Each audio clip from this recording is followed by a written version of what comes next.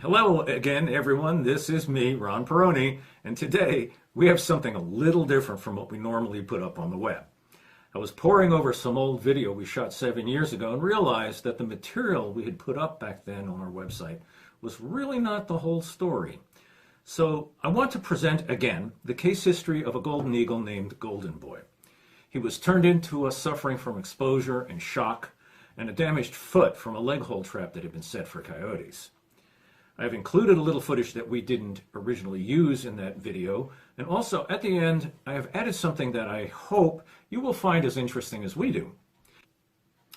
You see, Golden Boy was released at New River Gorge National River at Grandview with a satellite tracking device to follow his movements. So the second part of this video is going to go into some of what that device has revealed about this amazing bird. The story here starts with Golden Boy being taken to All Creatures Veterinary Clinic in Princeton after we found him.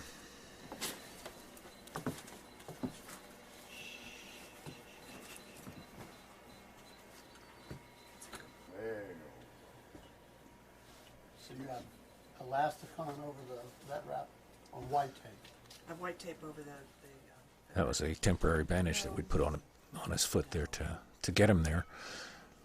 Dr. Straight then did an examination to see what could be done for this bird. It's a golden eagle. This is a 1-year-old golden eagle. It's a male. Yeah, let's get an X-ray on that. Just Is everything turned on? no, it probably isn't. Do this, and then I would try to get. It's a pretty ugly wound.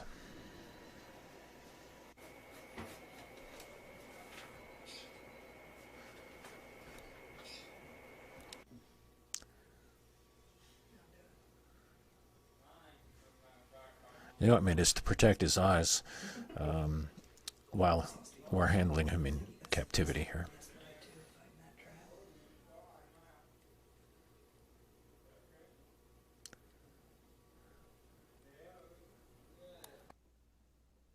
Then it was off to the X-ray machine to see how bad the break in his foot really was. Here's Wendy and Dr. Straight checking it out.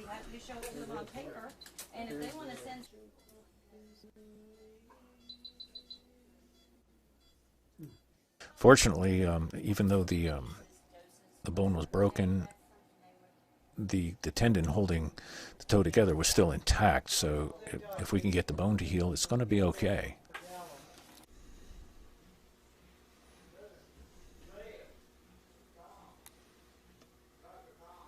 From there, he was placed in the flight barn at Three Rivers Avian Center, where he would do his convalescence there. Yeah, it is. It is. This room is 40 feet long, and it has perches at both ends for him to fly back and forth. Just paying attention. Once the foot had healed up, Dr. Trish Miller from West Virginia University came down to include him in a 6-year study of golden eagle migration. Here she's taking measurements on this bird. They made some interesting discoveries that here in the east, the eastern golden eagles tend to be larger than the golden eagles out west.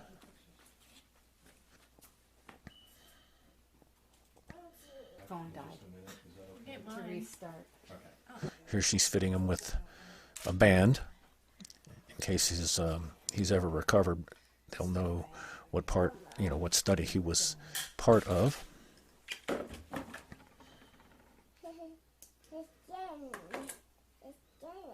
Mommy's put the band on.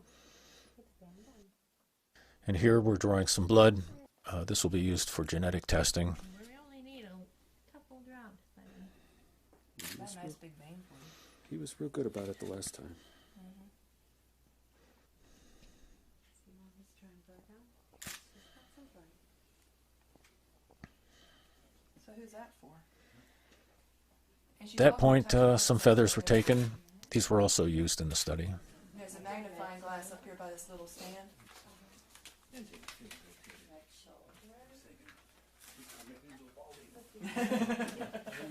He was quite the trooper going through all this.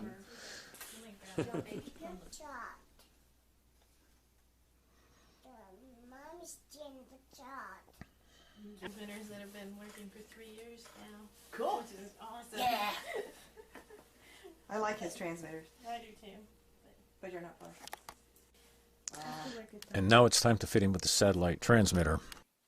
Just watching him stretch out. This had to be attached to a harness, This is why we did. Yeah. and it's made out of Teflon tape, I mean, and then you can and actually see. it's very smooth, and it allows the feathers to slide Oh, you guys around are not gonna come. naturally and not irritate his skin. Later on, he'll treat it as just part of his body and preen it and take care of it. You can see the harness there. She's fitting it to make sure that it's not chafing anywhere, it's not too tight or too loose. We realized, we better go. We didn't want to stay around. Anyway. It's actually a pretty involved process to get it just right. It took quite a while. Other stories this week. And you can see the antenna sticking up there. Now she's attaching it to the harness. Fortunately, ours are all inside. Wherever he goes, he'll be able to beam information up as to where he has been to a satellite, which then will be relayed to Earth for the study.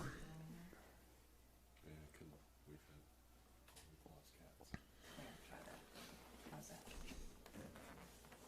I mean, birds follow them.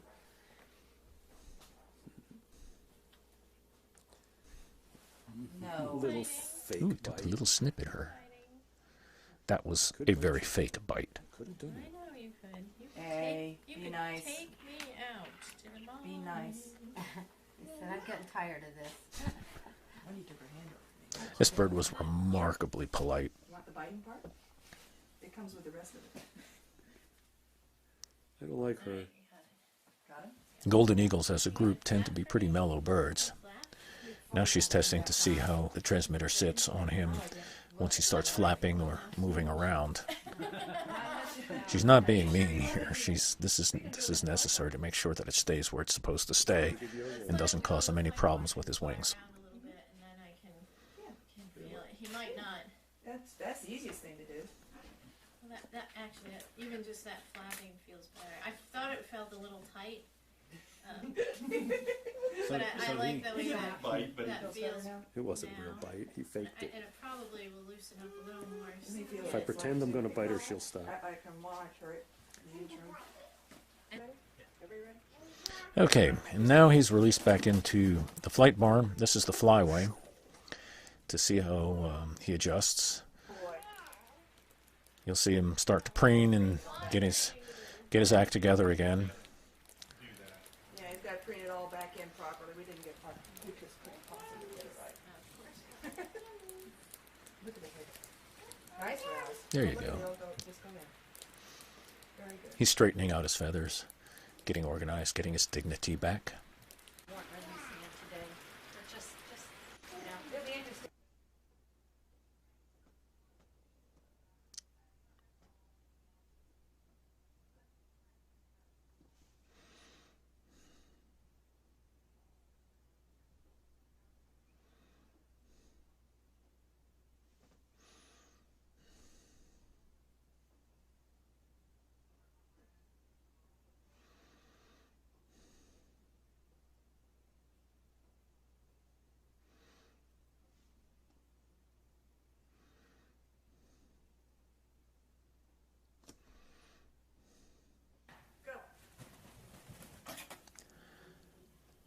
So now we're going to run him around in the flight barn a little bit just to make sure everything is good and stays put.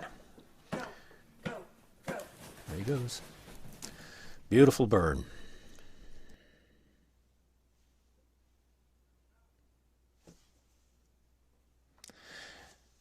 Then it was time to turn him loose. We took him out to the overlook at Grandview.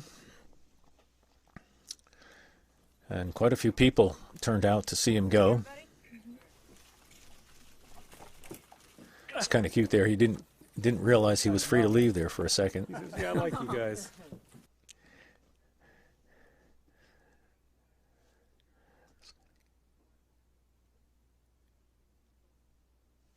And there he goes. Like I said, you never really So know. now the question is, where did he go after this?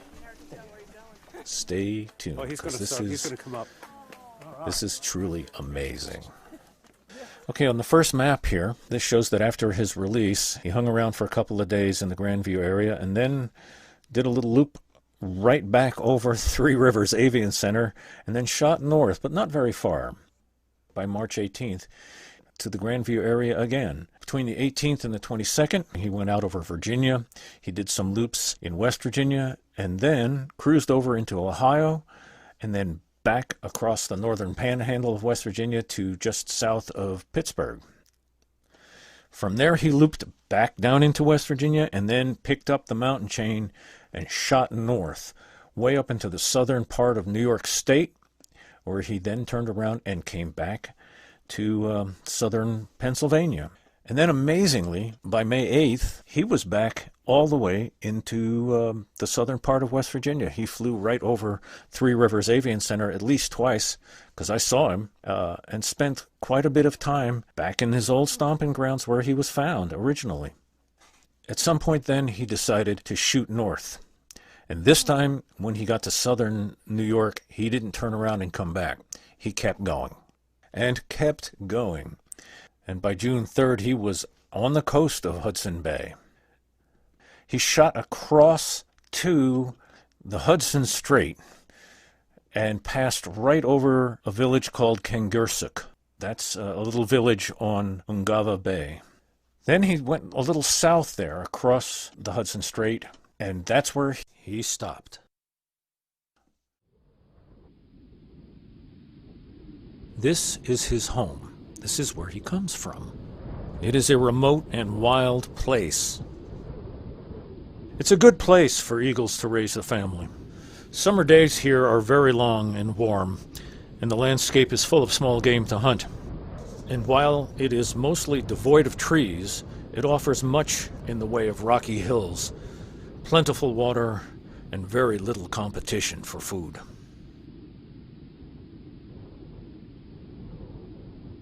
But when winter comes, all that changes. And for birds like this, heading south for the duration is a no-brainer. So he spent the summer there, traveling the region, but you can see by the maps that he spent most of his time pretty much in one place, except for long excursions. He loved to travel. By August, though, he'd made a long loop out, and that kind of indicates to us that he was off the nesting grounds.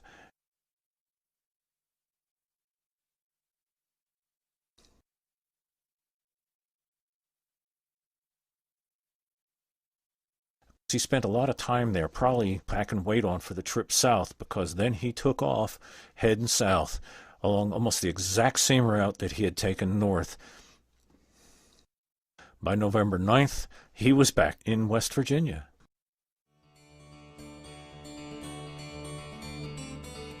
And by December, he'd pretty much settled in. And he again went back to his old haunts. You can see over in Virginia along the mountains, over the Beckley area, and then again in April of 2014, he shot north again. So that's his migration route back to Canada.